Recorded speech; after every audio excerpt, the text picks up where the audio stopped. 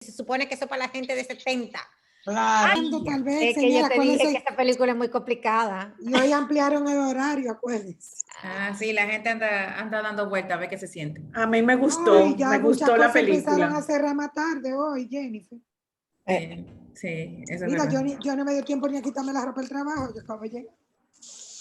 Miren, la película de hoy, Mank, y bienvenidos a otro Cineforum Casa Urbana. Ya Jenny parece que le está cogiendo gusto a su silla de moderadora. No ¿Qué tienen fija? ¿No me dejan respirar? Esta película. Bueno, porque es Yulisa una película... abandonó. Hola Elisa, buenas noches. Hola Julio. Doña Lice. Hola, mi amor, hola. Hola, chicos. ¿Cómo están ustedes? Es una película. Vacunados los viejitos de aquí. Es una película como para viejitos, ¿no? A todos los que tenemos alma de viejo, esta película nos gusta. Tú ves, una película como para los nostálgicos. Antes que doña Lucita lo diga, es una película que tiene una fotografía preciosa, ¿no? La técnica del blanco y negro, no solamente que es blanco y negro, sino que es un blanco y negro muy particular, es como le llaman como un silver finish, es casi como plata el brillo que ese blanco y negro tiene, ¿no? Volvemos con el tema de la profundidad de campo. Aquí todo está enfocado, aunque con la técnica contemporánea es mucho más fácil de hacer que en Citizen Kane. Pero después, el vestuario, los decorados, la estética de la película está muy bien lograda. Yo creo que es la película en blanco y negro que yo he visto que está mejor filmada, ¿no? Una fotografía bestial. Pero esta película trata de aquel Hollywood que todo el mundo añora, pero nadie entiende, ¿no? De estas relaciones que había entre estos estudios, los directores, los guionistas, y de cómo la película se encargaban. Por supuesto, la película es un biopic de reconocer un mérito a este señor, que yo soy incapaz de decir el apellido, Pues. Y de bajarle un poco la importancia a la figura de Orson Welles como guionista, ¿no? Esta película trata de poner en contexto cómo se filma la gran película o cómo surge este guión a través de este guionista que es genial, pero que al pobre lo van botando de todos los estudios porque el tipo es un alcohólico, pero es un tipo brillante de cómo él analiza o enfoca las cosas, y es toda una oda a Hollywood de los 30, de cómo se hacían los efectos especiales, cómo se eligían a los actores, el ambiente que había en los rodajes. Y ahí aparece Hearst como una persona importante en las fiestas. Es todo como un inside story de Kane, ¿no? Y pone en contexto ese ojo crítico y burlón voy a leer el apellido del señor, porque tengo 2 días deletreándolo y yo tengo una incapacidad con los idiomas. Español al fin. Sí, no, mi inglés es ruso. Él se llama el señor Mankiewicz.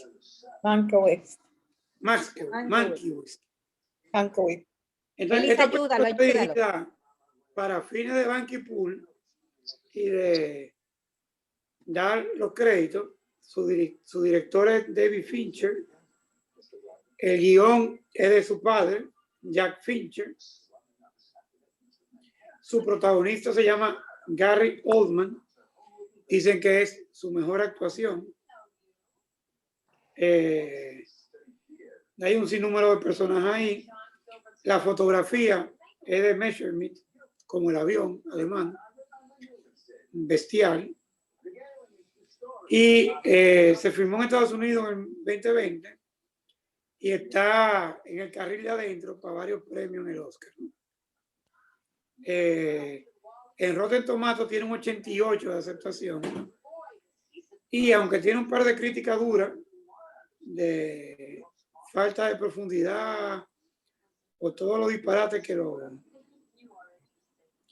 críticos les gusta decir, para no decir que es una buena película, dice aquí: Mank es una historia del viejo Hollywood que está a su vez impregnada de más viejo Hollywood. Es glamorosa, es sórdida. Sus jerarquías y complejidades son capas de un pastel. Corrupción y gloria que no había visto. Y todo esto en un esplendoroso y vertiginoso efecto de máquina del tiempo. Mank, dice, es la obra de cine más hermosa que podrás ver en blanco y negro, brillantemente filmada por Messerschmitt, con un vestuario increíble y una partitura de época creíble y auténtica, de Reznor y Ross, que de alguna forma la partitura no es vencida por el sonido de la voz, que es un sonido mono, intentando recrear las voces que eran filmadas en mono en aquellos tiempos. Su mayor interés es igualar el aspecto y la sensación de época y el ojo crítico del guionista. Entonces yo creo que podemos dar paso a las manos levantadas con esta introducción. A mí me parece una película genial, bestial e impresionante. Y como decía Julio, si no lo hubiera visto, yo creo que entendí como el 33% de Citizen Kane, ¿no? Con esta película creo que uno entiende mucho más a Citizen Kane. Vamos a darle paso a la mano levantada, Jenny. Y yo quisiera resaltar la fotografía de la película, que es lindísima. Bien, para variar tenemos a doña Lucita y a Laura, que tienen su Yo creo manita que a Lucita y levantada. Laura le vamos a dar un ticket como lo de vacunación. El 01 y el 02. No, Nos van a también. dar nuestro ticket. Pero Sí, mira, no. Ricardo, yo le dije, déjame hablar primero. Me dijo, ay, no. Lo que pasa es, sí, bueno, está bien, primero. Sí, Sí, habla. buenas noches. Déjeme decirle que hoy no va a ser la cosa tan buena como la semana pasada, porque esta película hasta me la encontré más complicada que aquella. Pero le doy las gracias a los que organizan este Cineforum, porque realmente primero vimos Ciudadano Kane y después Mank, porque realmente estas películas están ligadas. Y la película Mank realmente es la historia de Ciudadano Kane. O sea que si hubiéramos visto esta primero, hubiera sido peor de como nos sentimos hoy. O sea que por ese lado tuvo acertado. Entonces la película dice que los críticos dicen que realmente la película debe verla todo amante del buen cine. Eso que él dijo del micrófono, lo que pasa es que ellos usaron como algo, le pusieron al micrófono para que las voces se oyeran como se oían en las películas antiguas. Ahora, como la película se supone que la hizo para que pareciera de los años 30 o 40. Entonces, este señor Mank es un gran mérito. Lo que pasa es que él ya se ha ido a menos porque su vida es un caos. y realmente él se pasa la vida entera bebiendo. Y fíjense que para poder escribir lo mandaron a un sitio lejos, con la bebida hasta arreglada, para que durmiera bastante. Pero realmente era un gran guionista y lo invitaban a todas las fiestas y a todos los sitios. Él era de la Paramount. Y la película, realmente el guión principal de la película es que el Mank, es la historia de Mank, realmente. Él es sobre los estudios cinematográficos y sus personajes, sobre todo el de la Metro Goldwyn Mayer. Ese señor mayor que era tan déspota, y en eso se basa la película, en eso. No solamente hubo otra película en la que ellos lo que hablaban era de los actores que venían abajo, pero esta nada más es de la parte cinematográfica, de los estudios cinematográficos y de sus líderes principales. La película tiene muchos planos sumamente parecidos a Ciudadano Kane, como ustedes habrán visto. Los planos amplios se ven mucho, sobre todo en esa fiesta tan bella, a donde él entra borracho y hace un monólogo que casi con ese monólogo se ganaría el premio Oscar, de también que lo hizo. Hay también otro plano muy bonito cuando ella sale de la fiesta y ellos van como a una terraza que tiene como una fuente y se ve al fondo el pequeño zoológico que ellos tienen. O sea, las vistas son muy parecidas a la de la otra película. La fotografía es excelente. Está catalogada como extraordinaria, la fotografía y los planos también están catalogados así. Fíjense que a veces están esos planos contrapuntos, como hablamos de la otra película, en la que de abajo hacia arriba el señor está caminando. Acuérdense de esa escena, que es una de las principales escenas de la película, en la que él va caminando hacia la charla que va a dar, hacia el auditorio, y va con un Mank y otro más, y él va adelante en el medio, y la cámara a él es que lo enfoca todo el tiempo, demostrando que él es el poderoso. Va caminando, llega al auditorio y comienza a hablarle.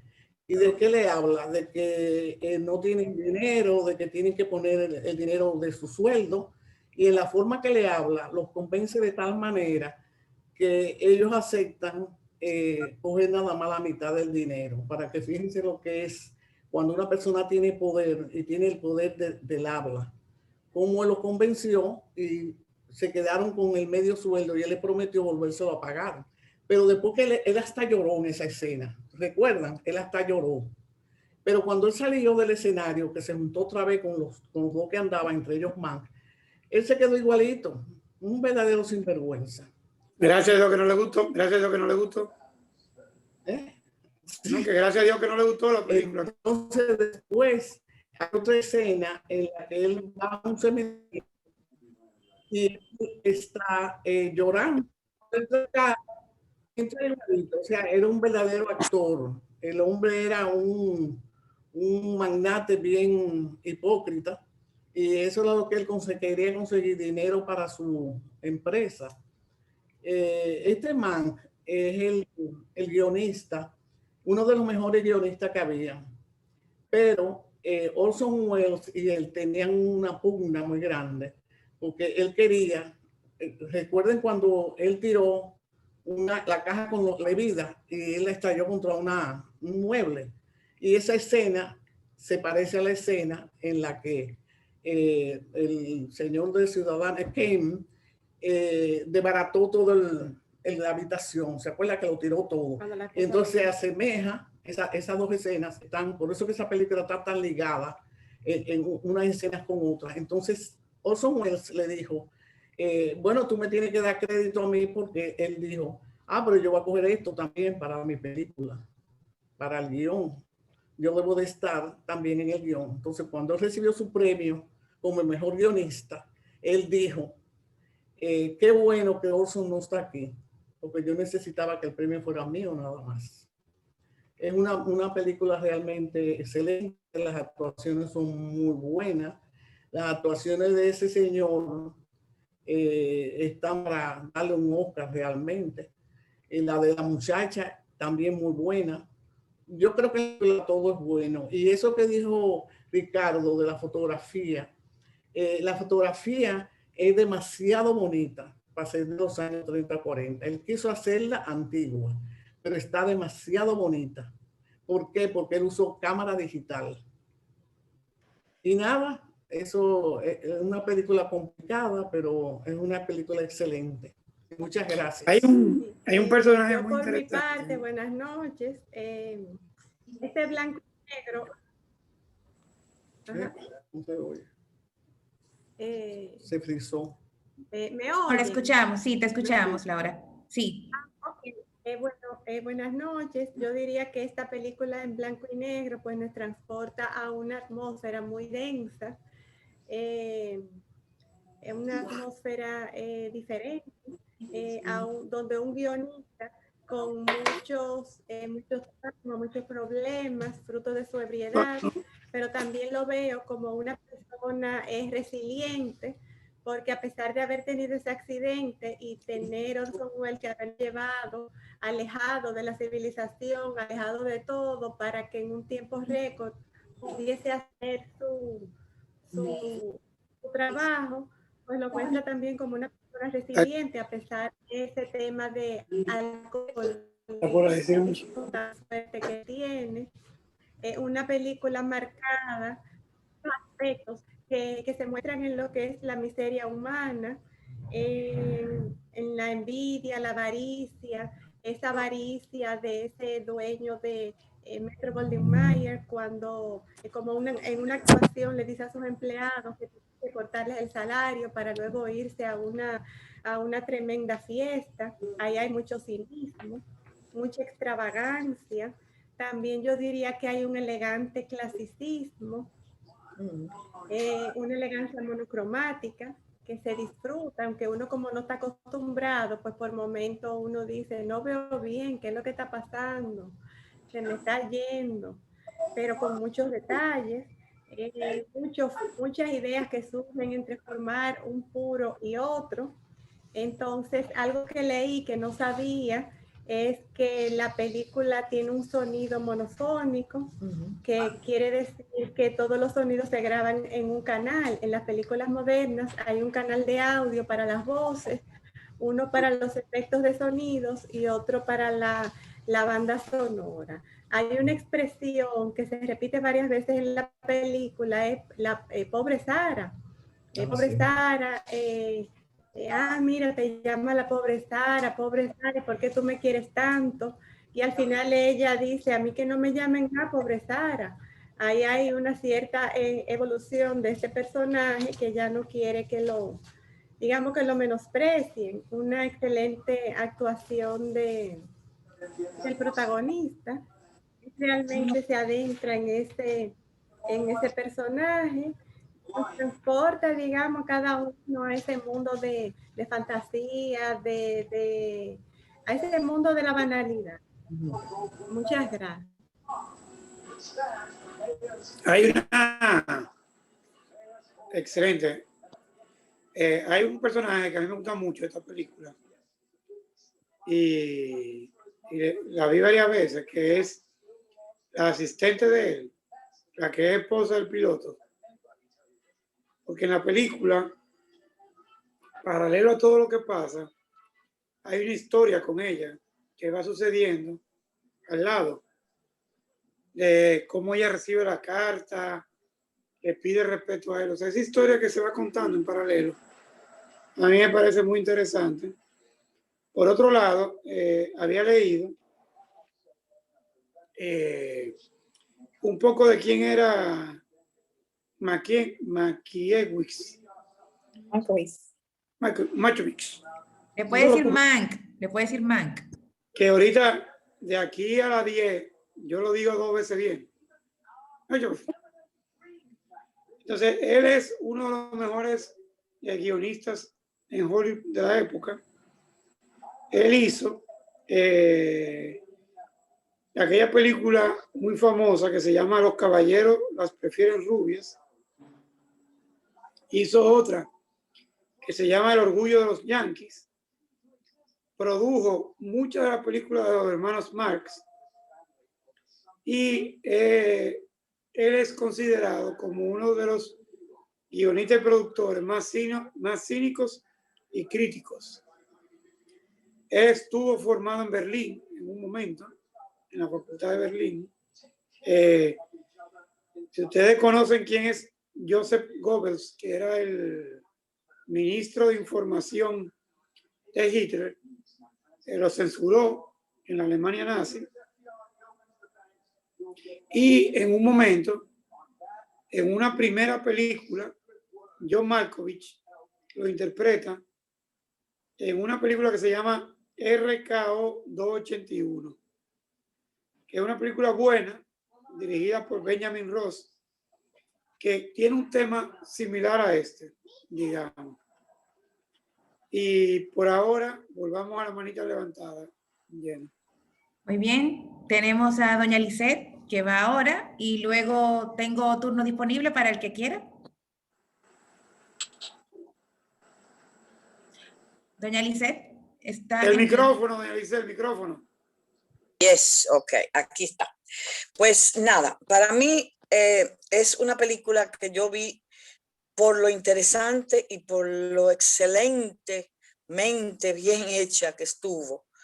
Me transportó yo no estuve en la época de las películas mudas, por más vieja que ustedes me crean, pero en realidad ustedes saben que yo no soy de esa época. Pero ellos quieren hasta, es más, las actuaciones hacen ver como si fuera una película muda en un sentido. La película trata sobre quién fue que hizo el guión de Citizen Kane. Porque definitivamente Orson Welles no fue el guionista para nada de Citizen Kane. El guionista fue Mankiewicz, que es un hombre genial, un hombre capaz de escribir aún bajo las circunstancias más alucinantes de la bebida. Un hombre que creó este excelente, maravilloso guión basado solamente en su talento. Y les digo, acuérdense que cuando lo trancaron ahí, le pusieron toda esa bebida, pero era para que él no la pudiera coger. Entonces, pero y con todo y eso, la compulsión de su adicción era tan grande que él se buscaba la forma de ir a buscar su botella. Entonces, caía muerto y se retrasaba el guión. Pero fíjense que Orson en todo momento estuvo pendiente de que él hiciera el guión. Él fue que fue a conocer los estudios. Él fue que tuvo que bregar con Mayer, que era el déspota Mayer. Él fue que conoció a Hearst, sobre el cual se basa la película. Entonces, ¿quién es el responsable del guión completo de Citizen Kane? Es Mankiewicz, no es Orson Welles. Por bien que actúe Orson Welles, a mí me gusta mucho más Mankiewicz, que es mucho más sincero, mucho más simpático y genial, porque Orson no era escritor. Pero ¿qué pasa? Que en esa época se menospreciaba al guionista. Fíjense que era tan grande el poder de la Metro-Goldwyn-Mayer, del León y de Hearst, que todo se manejaba a nivel de la altura. Entonces decían, ese es un escritorcito más de guión, ese es un guionista más, cónchole, guionista más. Era un genio el bendito hombre. Si no hubiese sido por él, Citizen Kane no existe. En cuanto a los tecnicismos de la película, ustedes son los que van a seguir hablando, porque yo no sé nada de tecnicismo de película. Se lo dejamos a los sabios de eso, a los entendidos. Y verdaderamente, Ricardo, yo les puedo decir que a mí me gustó la película más que Citizen Kane. Bueno. La vi 3 veces. Y la vi 3 veces para empaparme bien de ese Quijote en quien él se basaba, porque él era más o menos un Quijote, pero entonces él dijo, ese muchacho, ese español, ese cualquiera, ese muchacho, that guy, llamado Cervantes, que creó el Quijote. Entonces, verdaderamente, señores, la película fue excelente, fue maravillosa. Y las actuaciones, ese hombre es un Oscar que va. Es muy importante entender que Hollywood, el Hollywood de los 30, Sí. digamos, Elisa me corrige, que era un Hollywood pre-Casa de Brujas, ¿no? Exacto. Y esto era prácticamente entero alemanes judíos que habían llegado a Europa y se habían adueñado de toda esta industria. Y eran personas mucho más complejas, mucho más... Por supuesto, esa gente no sabía nada de cine, chicos. Eran mucho más había muchos intelectuales, fotógrafos, técnicos y todo esto. Esta película refleja algo que, aunque lo dijeron ahorita de relajo, hay que sentarse a pensarlo para tú hacer una película de Citizen Kane, ¿no?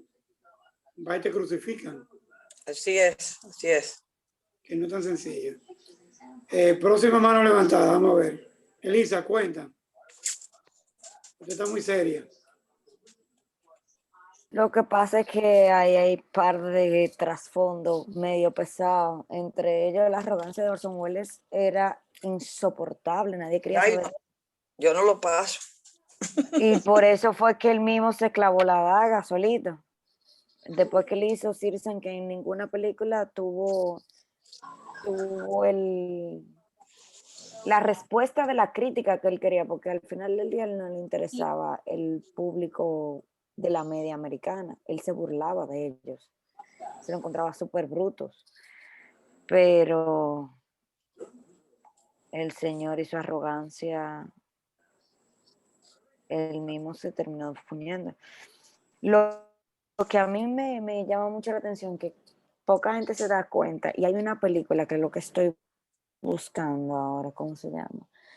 Fíjate que la película es política. Todo el problema que es súper política, eso que quiero tratar. Hubo en los años 30, ahora yo no recuerdo cómo se llama, se hizo una película hace un par de años sobre los escritores que vetaron en Los Ángeles, que estaban catalogados como socialistas todos. Incluso hay muchísimas películas ganadoras de Oscar de esa década, de los 30, mediados de los 30, casi hasta el principio de los 50, que son de escritores que nunca salieron sus nombres a la luz, y los Oscars se los dieron a otra gente, porque los estudios le decían, fulano no puede escribir aquí, fulano está bajo investigación de J. Edgar Hoover por ser socialista. 4H menos H, la 3H. Hace poco hicieron una película en base a ese tema, Elisa, yo no me acuerdo. Sí, eso es lo que estoy intentando buscar. Yo la vi y era de un hombre ahí que era supuestamente socialista, porque para el norteamericano, y eso que me lo habló doña Lisette el otro día. Se llama. Yo la vi esa película. Trumbo, es muy Era la época buena. del fantasma. La gracia del norteamericano cuando confunde lo del socialista con el comunista, y en la película ahora lo hablaron. Es con Bryan Cranston, es del 2015. Sí, pero fíjate, Celia, que ahí lo dice. Él dice, del comunismo al socialismo hay mucha diferencia. O sea, el socialismo se reparten las riquezas y en el comunismo se reparten la pobreza. Exacto, exactamente. Ya en el 30 Stalin está en Rusia. No han sucedido todavía las Olimpiadas de Berlín, que fueron en el 36, que fueron filmadas de una manera preciosa por la directora, ¿cómo se llama, Elisa, la mujer? La que filmó la Olimpiada de Berlín. No me quedé yo en el aire. ¿Pero en la película o la original? No, la original. Eso, O sea, Ahora no me acuerdo. ese ambiente que hay ahí, que es un ambiente post Primera Guerra Mundial, Leni Riefenstahl, puede ajá, ser. pre Segunda Guerra Mundial. Ahí se está hablando de Hitler, de los hoteles. Ahí hay un momento que hablan de los camisas pardas, que eran los soldados marrones, que eran unos muchachos que eran pro-nazi. O sea, esta es una película muy, muy política, de un ambiente que es un ambiente pre-Casa de Brujas de Hollywood, ¿no? Aquí hay todavía muchísimos artistas que están llegando y que están revolucionando lo que es Hollywood. Después que sucede la Casa de Brujas, todo eso hizo y se cayó y se empezó lo políticamente correcto, digamos, ¿no? Y ahí se fuñó la mitad de la industria, digamos. Hay muchísima gente que pagó por eso, por lo que estaba ocurriendo en ese momento. Él es un tipo muy crítico porque es un tipo que viene de Europa a ver lo que está sucediendo en Estados Unidos del 29 y del 30, ¿no? Que es más o menos la misma trama de Citizen Kane, que él es un rico que va y viaja a Europa y vuelve y se considera un poco abanderado de los pobres, ¿no? O sea, hay un paralelismo ahí entre uno es que él también que pretende ser Robin Hood y otro que sí es realmente un intelectual de izquierda, ¿no? Hay una contraposición. Di, Elisa. Que él también viene de una familia donde pasa mucho trabajo. Su mamá, bueno, su papá era escritor, partiendo de ahí. Él es judío alemán. Y su mamá era una persona que venía de un territorio que se hablaba alemán, pero era una región de Latvia. Era una persona que la miraban por arriba del hombro. Exacto. Entonces viene de una casa donde el papá es muy, muy inteligente. Sus hermanos también eran escritores. Y llega aquí y se da cuenta, por lo menos a nivel de guión, lo que hace que él termine escribiendo Citizen Kane es que su amigo se suicide. Es el primer plot point. Eso es lo que le acaba el mundo. Cuando él empieza a editar este tipo de propaganda y dice, yo no puedo con mi vida, y se mata. Él inmediatamente se va a su trasfondo sociopolítico. Claro, pero por eso es que ahí está también la figura de ella, que ella es la esposa de un militar que está peleando, ¿no? O que va a pelear. O sea, habla de la secretaria. Sí. Ajá. O sea, aquí hay un tipo, la película tiene un tipo que solamente está preocupado por su ego, que es Orson Welles, ¿no? Después hay un tipo que el ego le sabe a porquería o a mierda, digamos, ¿no? Que es Mank. O sea, él es un tipo que no es un tipo de ego, un tipo que está borracho, mal peinado, pero que es un intelectual. Él sabe más o menos lo que está sucediendo. Hay otro tipo que su único problema es hacer la película. Entonces, esta película es mucho de estos personajes que están como en una lucha interna, en un momento que el mundo está totalmente convulso, ¿no? Esto es un momento muy complicado en el mundo, en 1930. Estados Unidos estaba despertando de ser un campo a ser una potencia, digamos, ¿no? Y la industria cinematográfica está pasando de ser un hobby a ser una industria millonaria. Y también está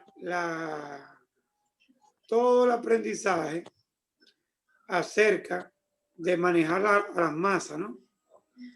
Acuérdense que en Citizen Kane él decía, la masa va a pensar lo que yo le diga que piensen. Exacto. Y este es el tipo que dice, no, la masa va a pensar lo que diga el guión. Aquí también hay de manifiesto el dilema entre artista y empresario, ¿no? El artista que quiere transmitir algo, porque tiene un fin, y el empresario creo que lo que tiene es un proyecto, digamos. Pero es que al final del día es show business. ¿Qué parte de la palabra show business es más grande? Business. Depende. Show es pequeña pero potente. Está bien, pero business abarca más. Al final del día es un negocio. Yo tengo que hacer taquilla. Seguro. Sí. Por eso siempre se habla en cine. En cine siempre se habla que el megáfono del director es así y el del productor es así. Al final del día se hace lo que el productor quiere. Sí, eso es correcto. Pero eso es un poco la diferencia que hay entre arte y artesanía, ¿no? Claro. La artesanía es grande, pero el poder reside en el arte.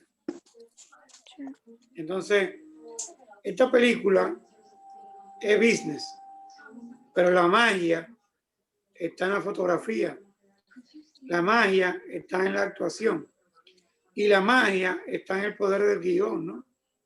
Ahí se sentó a escribir un guión maravilloso, ¿no? Tenemos una manita levantada. 02 tiene la mano levantada. Ajá, tenemos dos manitas levantadas. Tenemos primero a doña Lucita y a Laura y luego tenemos a Cecilia. Bueno, yo que no sé si cuando me paré mencionaron que ningún estudio quería filmar la película porque era en blanco y negro y entonces tuvo muchos años, digamos, guardada y Netflix fue que realmente le abrió las puertas para hacerla.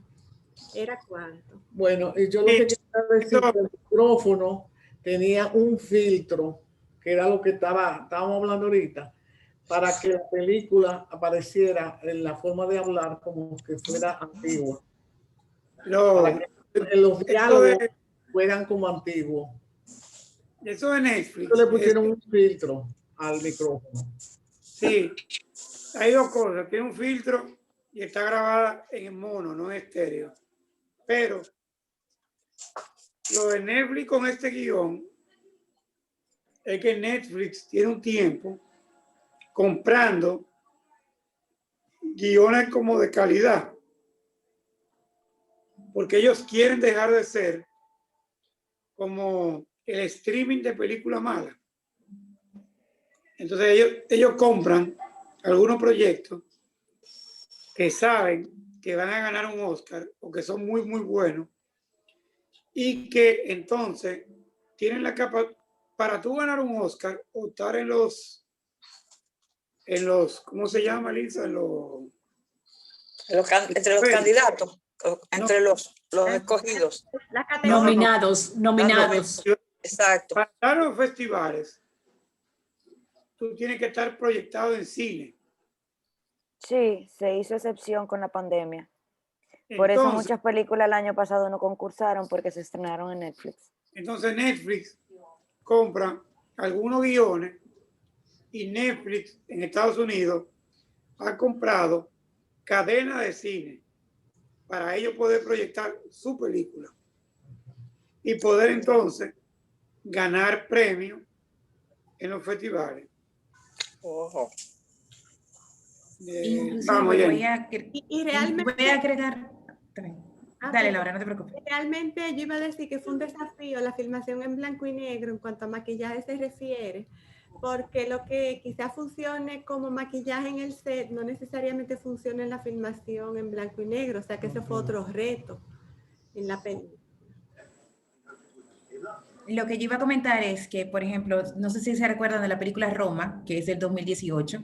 La película Roma, para poder concursar en los Oscars, lo que tuvo que hacer la Netflix es ponerla durante 2 semanas en las salas de cine y después, posteriormente, entonces la puso dentro en la plataforma para que sea vista por todos los usuarios. Pero necesariamente tenía que exhibirse en salas de cine para poder concursar dentro de los Oscars.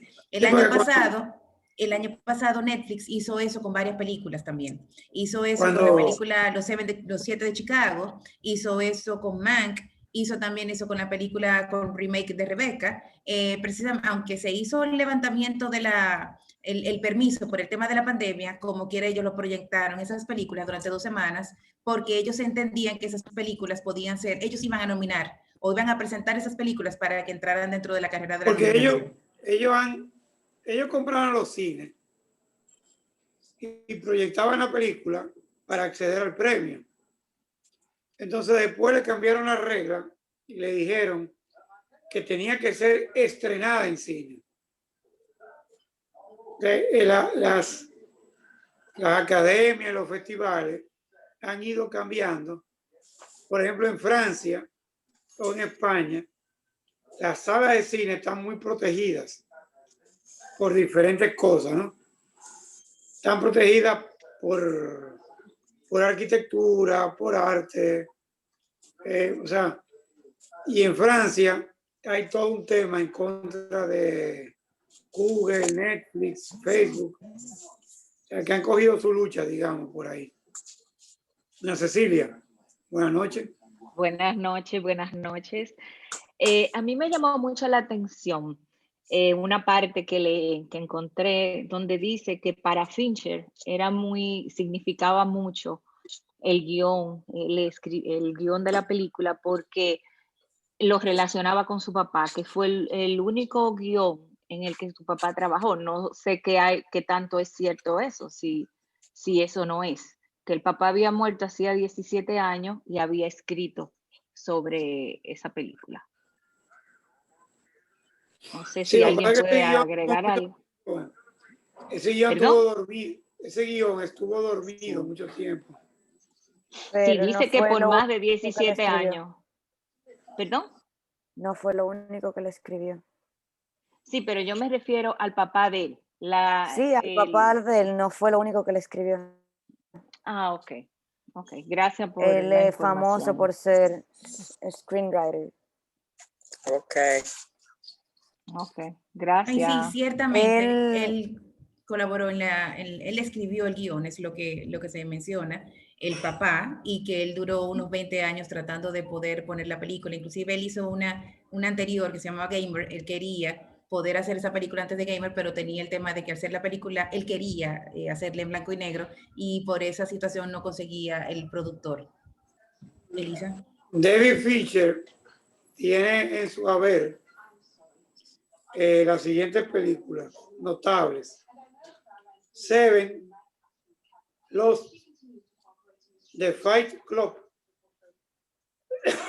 The Social Network, La chica del dragón tatuado, The Game, Panic Room y quizá la más conocida, The Curious Case of Benjamin Button. A nivel visual, la película más bonita que él tiene es esa. Ajá. El papá de David Fincher también escribió la base del guión de Aviator. Eso fue lo otro que le escribió. ¿Ah, sí? Sí. Él duró mucho tiempo haciendo un biopic de Howard Hughes y al final se mezcló con el proyecto de The Aviator y él es uno de los guionistas por eso. Ok. Esta película de John Logan después lo agarra y reescribe por encima. Fincher, padre, escribió el guión en el 1990 y el hijo lo quería filmar en el 97 con Kevin Spacey, el protagonista, y Jodie Foster. Pero nunca llegaron a negocio, tú ves. Pedían mucho dinero. Y entonces el papá murió en el 2003. Y en el 2019 nadie la quería filmar por ser una película en blanco y negro. Y Netflix la tomó en su programa de películas artísticas, ¿no?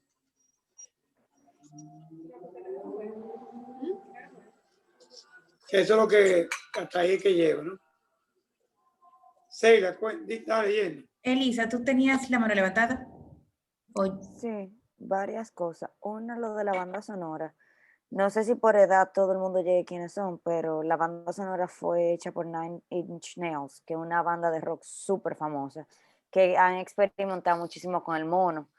Ellos han hecho la banda sonora de muchas películas, que son Trent Reznor y Atticus Ross. Ellos han hecho Social Network con David Fincher también. Ellos hicieron Soul, la que acaba de ganar. La banda sonora lo hicieron ellos también. Ellos estaban compitiendo ellos mismos contra ellos mismos. ¿Qué era lo otro que le iba a decir? Que David Fincher es un personaje bastante particular como cineasta. Es tan egocéntrico que en los Golden Globes, cada vez que él, no sé si lo llegaron a ver, cada vez que él perdía una categoría, él se daba un shot. Y a él le gustan los personajes así, egocéntricos.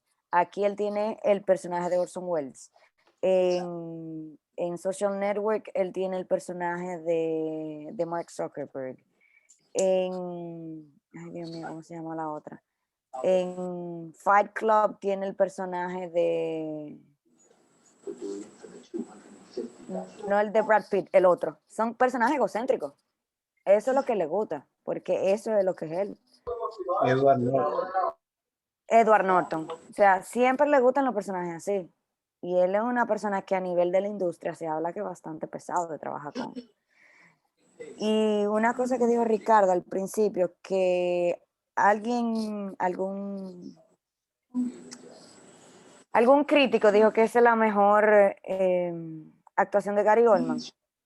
Yo difiero con este crítico, que no sé quién es. Él tiene muchísimas mejores, entre ellas la que él hace, el diálogo que él tiene con Beethoven y León el Profesional, y después por la que él fue nominado al Oscar, que es Tinker Tailor Soldier Spy.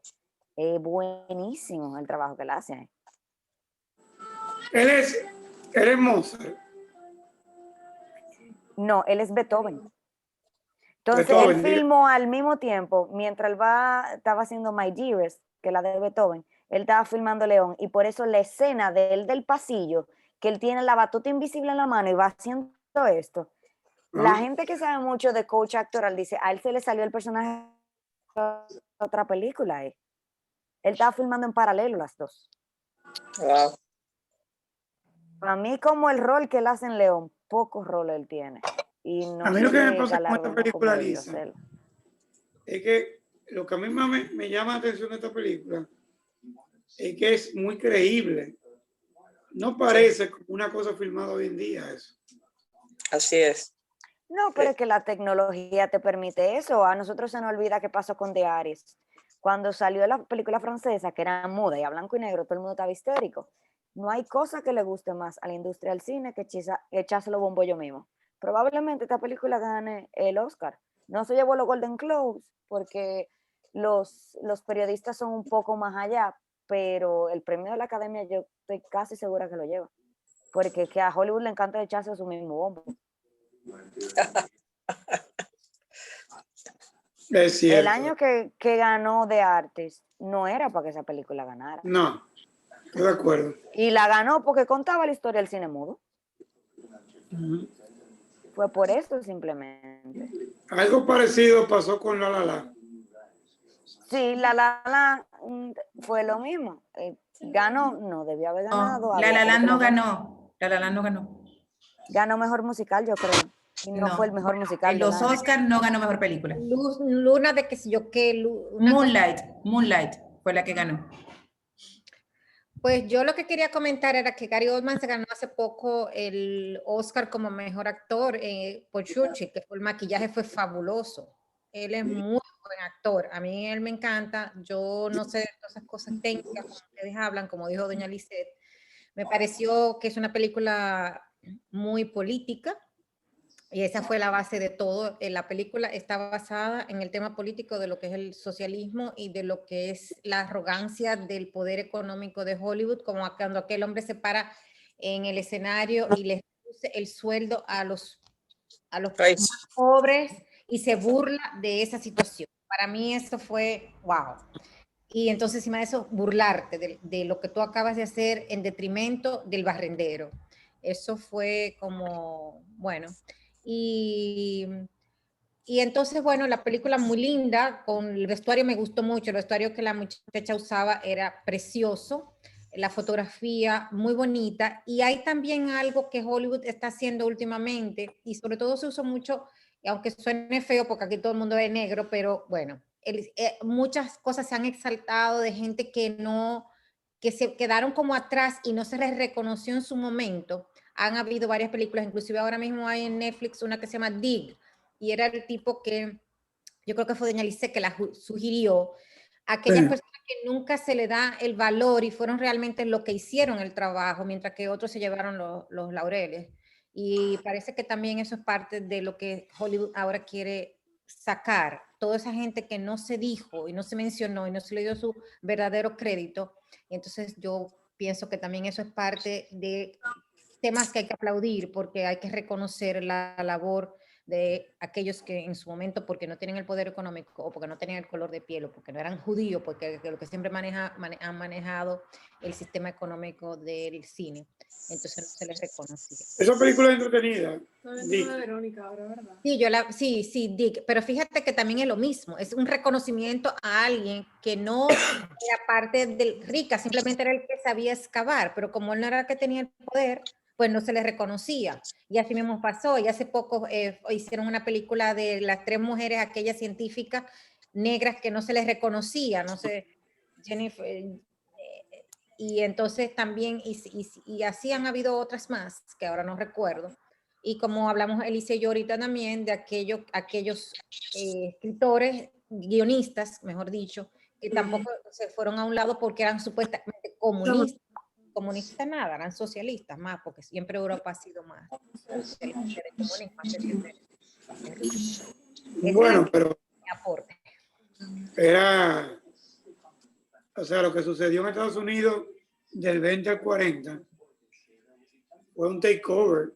Pero tú crees que del 20 al 40, pero si todavía la gente, porque ustedes y doña Lisette, yo la menciono porque está aquí presente, pero ahora con lo de Trump también todavía se habla de que sí es comunista, por favor, y todos los abusos que se cometieron en los 60 y en todos nuestros países. Ok, del 20 al 40.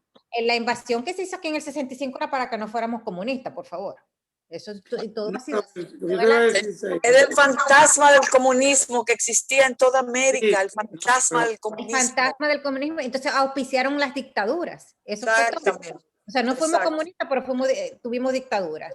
Lo que pasó que lo que yo me refería era que lo que pasó en Estados Unidos entre el 20 y el 40, a nivel de arte, técnico e intelectual, es que todos estos personajes que huyen de la ultraderecha europea y acaban en Estados Unidos, hacen un takeover de muchas cosas en Estados Unidos, ¿no? Por ejemplo, la Facultad de Arquitectura fueron tomadas por ellos. Mies van der Rohe, Breuer, un sinnúmero de gente que llegan y que se convierten en los directores o en los personajes estrellas de estas facultades. El arte moderno, el arte contemporáneo en Estados Unidos, es tomado por todos estos personajes que llegan. La psicología, la filosofía, la bomba atómica. Enrico Fermi era italiano, von Braun era alemán. La bomba atómica no era americana, la bomba atómica era europea. Por supuesto. Así es. Pero está la teoría de juego, la teoría matemática, la economía, todo esto eran unos personajes que venían de unos países que estaban punteros. Y si no están en Estados Unidos, están en Rusia, digamos, ¿no? Entonces, el cine era alemán, francés, ruso, digamos, que eran los que lo dirigían. En Estados Unidos hacían industrias muy primitivas hasta la llegada de estos personajes, ¿no? a la costa oeste americana. Pero eso tendríamos que coger un cineforum y hablar de todo eso, ¿no?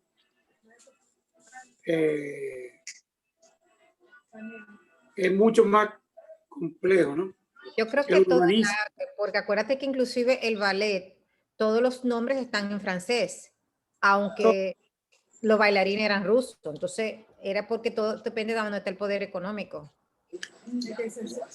Lo que pasa es que hay un eje cultural político difícil de explicar en Europa, que es París, Berlín, Moscú, que es una cosa un poco complicado de uno entender, aunque realmente hay varios personajes que dicen que todo el pensamiento está en Europa del Este, Hungría, Budapest, más hacia la derecha, digamos, donde había más judíos. Entonces no es ningún nada, es que hay que ser judío para ser pensante. Bueno, es que lamentablemente... Bueno, porque a la larga tú eso es lo que tú estás diciendo. Bueno, es que Breuer en arquitectura era judío, Mies van der Rohe era judío. El de los cohetes, Bowman era judío.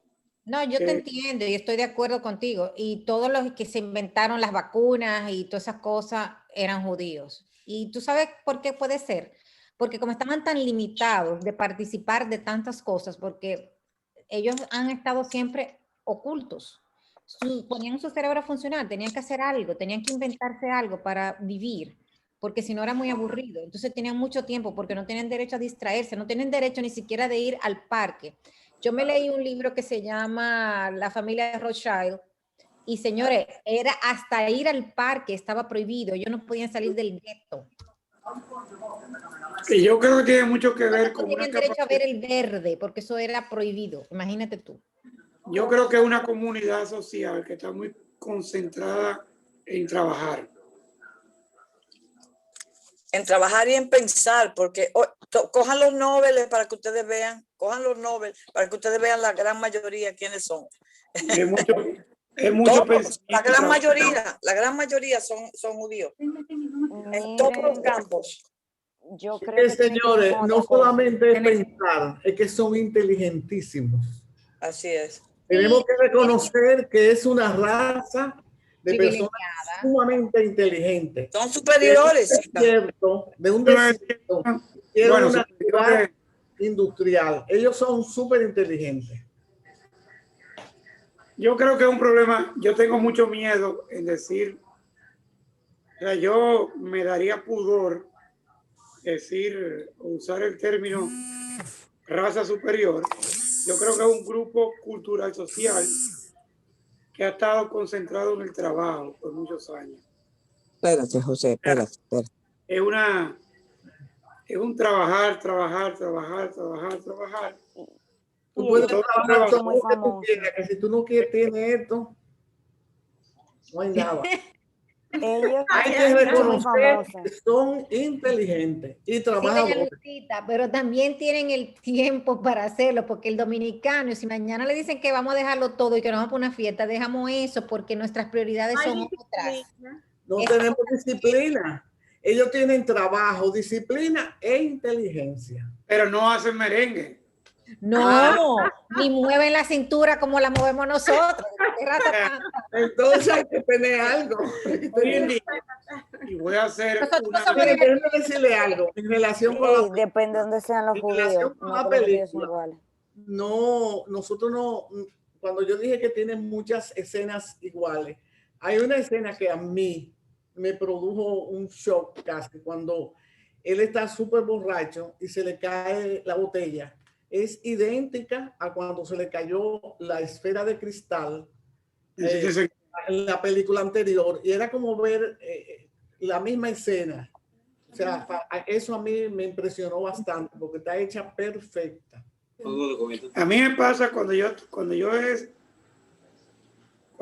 he tenido la la capacidad de estar en la maestría o en algunos niveles profesionales con profesionales judíos de alto nivel, ellos tienen la capacidad de profundizar las cosas de una manera natural. Ellos son naturalmente profundos y son naturalmente trabajadores, ¿no? O sea, ellos tienen una mezcla entre, y es como que se lo creen, ellos se creen que las cosas son de verdad, ¿no? Una mezcla un poco extraña. Ahora, quiero poner claro que yo no soy pro judío, ni mucho menos, y quiero creer que cada cultura o cada grupo social tiene sus bondades y beneficios, ¿no? O sus particularidades. Yo no soy una persona de creer en razas superiores. Yo creo que hay unos niveles de certezas o de momento que de cada quien tiene su particularidad. O sea, para mí es muy difícil escribir Ojalá que llueva café, ¿no? Eso requiere de un nivel de sensibilidad y de un nivel de sentimiento, aunque también es verdad que entonces a nosotros nos da mucha brega tocar la novena sinfonía de Beethoven, ¿no? O sea, hay una serie de cosas, ¿no? Pero nosotros, como caribeños, yo soy un gran defensor del eje hispánico, Cuba, Santo Domingo, Puerto Rico, y nosotros tenemos grandes aciertos localmente, ¿no? Y grandes aportes al mundo. Yo creo que esta película tiene una clave, que es verdad lo que dice Lisa. A Hollywood le fascina todo lo que sea muy endogámico, ¿no? Todo lo que hable de ellos lo van a hacer muy bien y le van a dar bombo y platillo, ¿no? Pero esta película a mí me gusta como lo bien hecha que está. Y lo profundamente correcta que está. Y a mí me encanta él como actor. Doy la gracia. Yo no lo había relacionado con Beethoven. No sé por qué. Y Beethoven es una película que a mí me parece bestial, ¿no? Pero sobre todo que la película parece de su época. Parece genuinamente hecho en los 30. Y también una de las ventajas del Cineforum es que cuando veo El Aviador tengo la misma impresión también de unos guiones hechos alrededor de unas cosas que son muy creíbles, y eso es muy difícil, ¿no? Este personaje Mank está presentado, el pobre está desgreñado la película entera. Gracias a Dios que yo me peleé y ya no me desgreño, tú ves. Pero el tipo puerco, sudado. Está todo el tiempo sudado, desgreñado, un barrigón, que anda todo el tiempo tambaleándose. Él no es un héroe de Hollywood, ¿no? Es un personaje de los que están detrás de cámara. Y eso, hablar bien de él es difícil. Y eso tiene cierto mérito, ¿no? Ojo, tenemos Hollywood, una manita levantada, la de Julio. Yo hablo bien de él. Para mí me encanta él. Vamos a, si les parece, vamos a escuchar la manita de Julio. Recuerden que puede levantar sus manos, que con gusto le vamos a ceder el turno, pero a Julito se le va a frizar la mano ahí.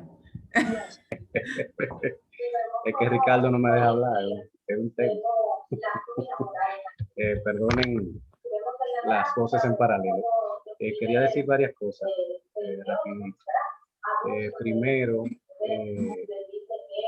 la actuación de Gary Oldman, todas las actuaciones de Gary Oldman, yo las he disfrutado, todas las que he visto, pero la que más me ha gustado es la de Drácula.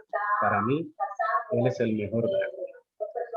Esa versión del libro original de Bram Stoker que hizo Francis Ford Coppola, para mí es cuando más me erizó la piel.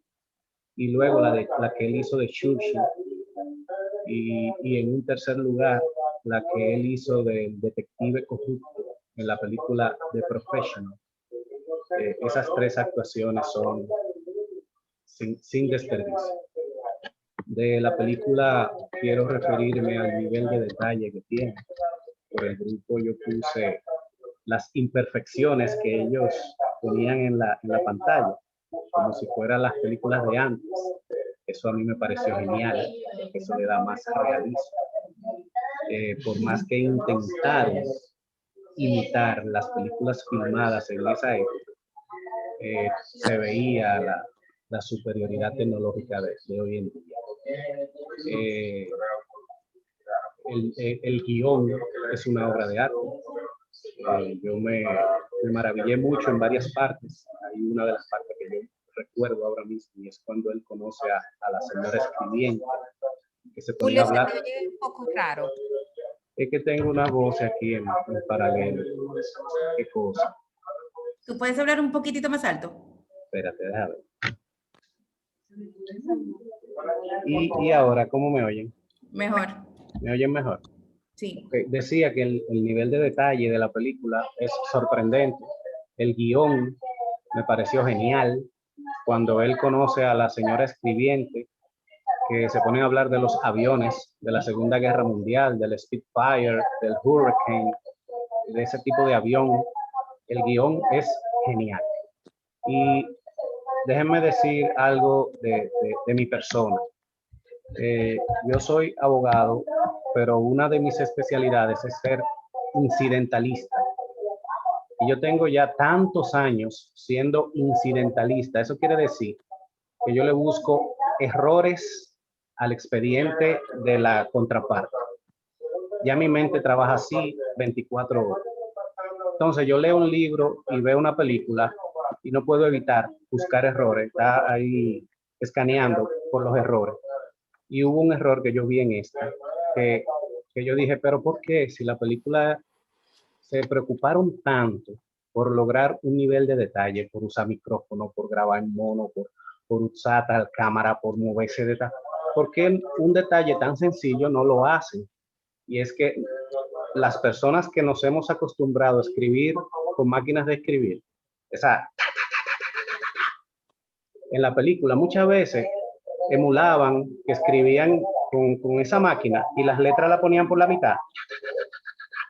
Cuando uno le da a la palanquita para ir al principio de la línea y seguir escribiendo, esas letras suben.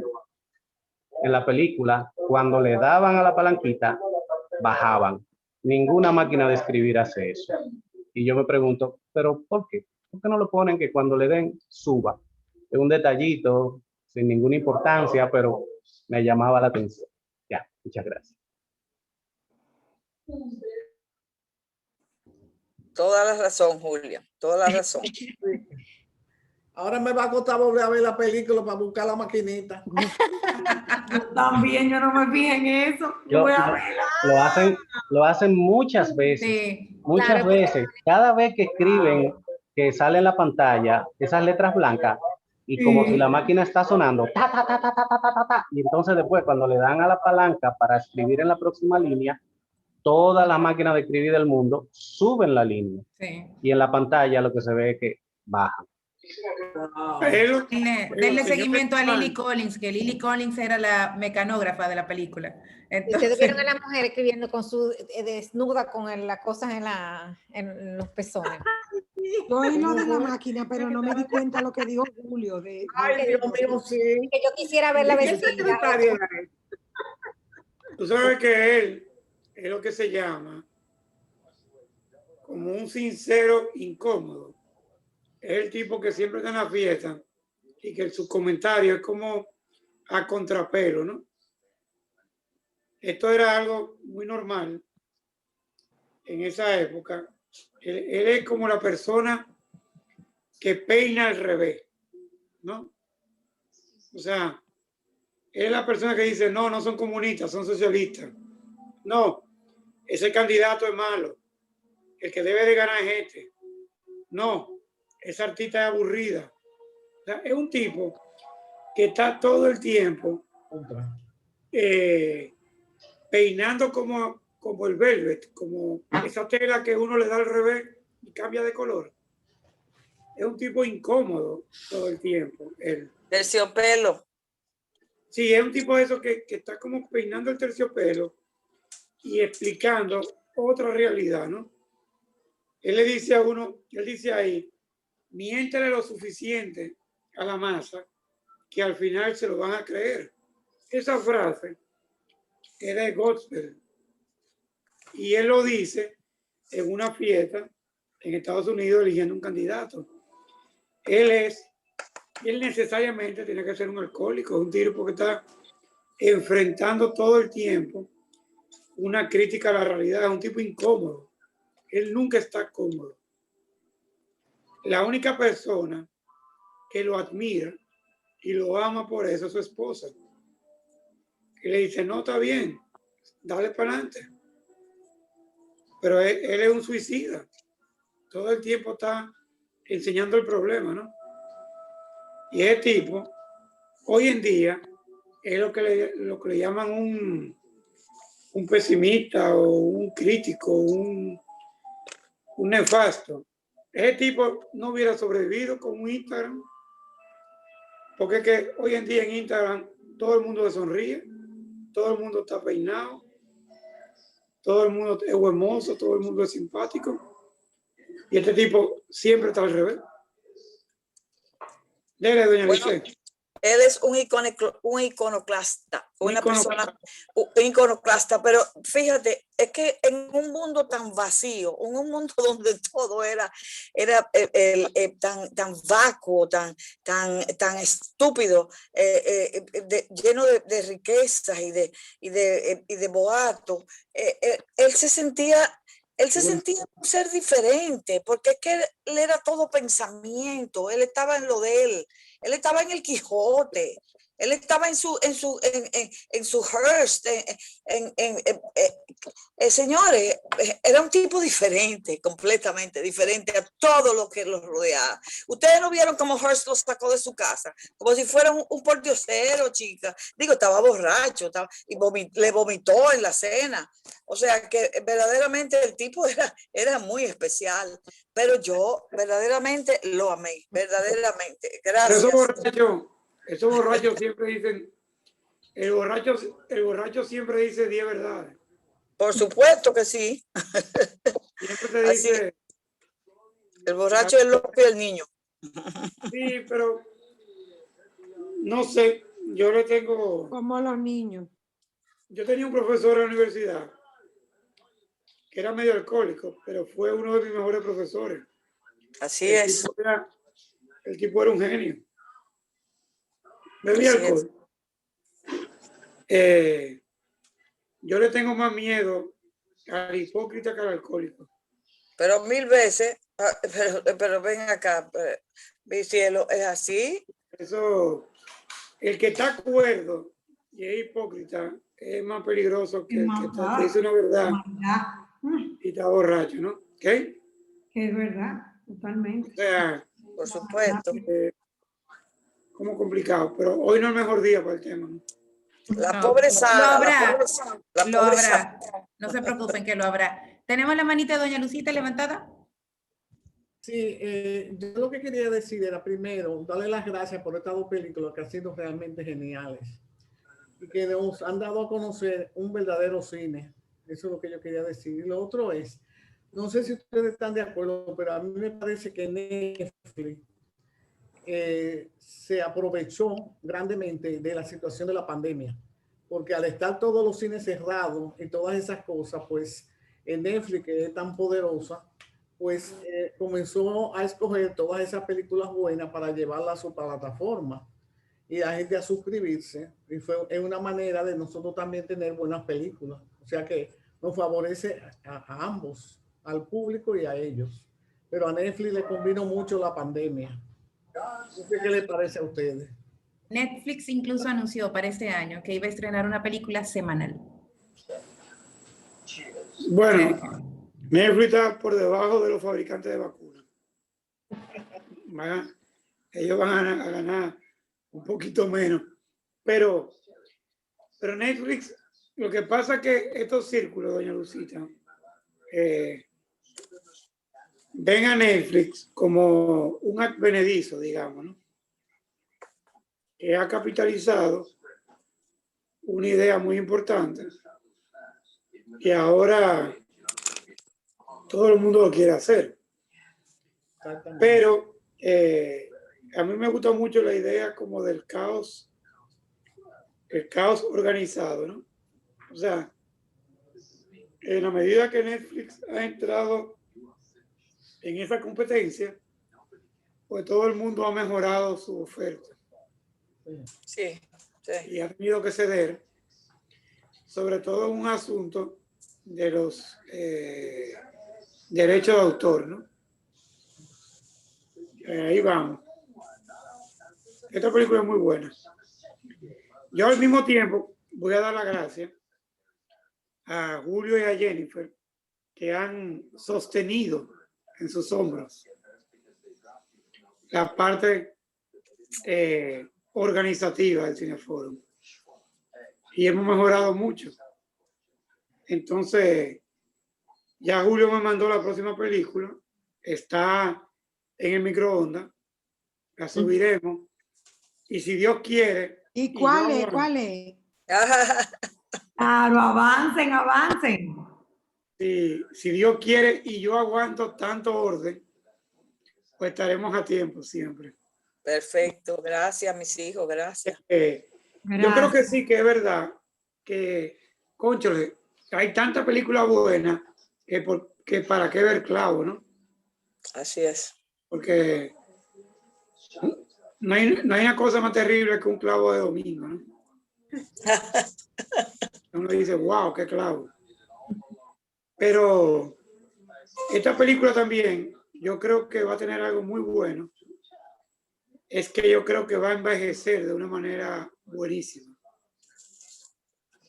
Es una película que probablemente la vamos a ver varias veces para uno poder entender como toda la cosa que relata, ¿no? Es una película complicada en ese aspecto. La próxima película la va a moderar Jenny. ¿Cuál es el título correcto, Jennifer? La próxima película se llama Another Round. Esa película estuvo nominada a los Golden Globes como mejor película extranjera, no ganó. Es una película que sale un poco del cajón de lo que hemos visto en este año. Y es una película fresca, es una película entiendo yo que promueve un poco la esperanza, la alegría, entonces espero que la disfruten. Y como dice mi querido Ricardo, la vamos a estar viendo el miércoles que viene y voy a tener el privilegio de moderarla para ustedes. ¿Ella es? ¿Cómo? ¿De qué origen es? Danesa, la película es de Dinamarca. El actor es genial. Está en Netflix. No está en Netflix, la vamos a publicar en Vimeo El actor es Matt Mikkelsen. Él es muy famoso por hacer papeles de malo, porque él tiene cara como para actor de malo. El Dios le dio la oportunidad de nacer con esa capacidad de hacer película de malo, pero en esta ocasión hace un papel diferente e interesante. Él repite con el mismo director, porque él ya tiene otra película bastante famosa con el mismo director, que es Thomas Vinterberg, y como les decía, la película estuvo nominada a los Golden Globes, va a estar probablemente nominada porque es la película que fue seleccionada por Dinamarca para representarlos. Entonces, entiendo que va a ser una película distinta y una película esperanzadora y un poco más alegre. Para los que son amantes del vino, estamos nosotros cenando con Marqués. ¡Wow! Oh, vaya. Está muy bueno. O sea que... Mira Jennifer. Sí, pero ustedes no me están viendo, que me voy poniendo más contenta a medida que va pasando el tiempo. Yo tengo pensado que tomemos un par de películas brasileñas después. Ay, sí. Canta. Quiero que veamos... Después de la de ficción o documental. Perdón, ¿después de la qué? Ahora vamos a ver esta película y después vamos a ver, y se puede decir, si Jenny y Julio tienen problemas, que es Guess Who is Coming to Dinner, que es una película... Ay, maravillosa, pero viejísima. Julio está monocromático y está en blanco y negro. Muy bien.